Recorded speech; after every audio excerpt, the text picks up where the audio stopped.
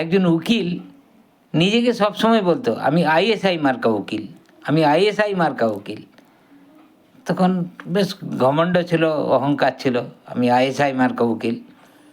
একদিন উকিলবাবু গাড়ি নিয়ে জঙ্গলের ভিতর দিয়ে যাচ্ছে, হঠাৎ করে জঙ্গলের ভিতরে গাড়িটা খারাপ হয়ে যায়। এবারে উকিলবাবু নেমে তো কোথাও কিছু পাচ্ছে নি, তখন হাঁটতে হাঁটতে যে গ্রামের ভিতরে, জঙ্গলের ভিতরে দেখলো একটি কুঁড়ে ঘর আছে, সেখানে যে সে ডাকলো।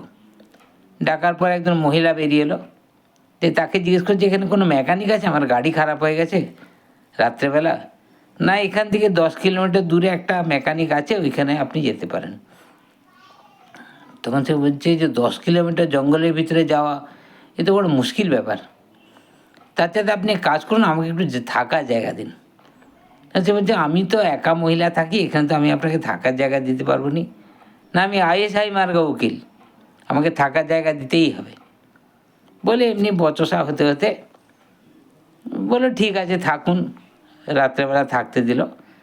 সকালবেলা উকিলবাবু উঠে দেখছে মহিলা 15-20টা মুরগিকে নিয়ে দানা খাওয়াচ্ছে। উকিলবাবু জিজ্ঞেস করলো আচ্ছা এতগুলো মুরগি, এর মধ্যে শাড়ি কটা আর সাঁড়া কটা? বলছে আসলে 5টা শাড়ি আর 15টা সাঁড়া। না আবার বলুন? বলছে 5টা শাড়ি আর 15টা সাঁড়া।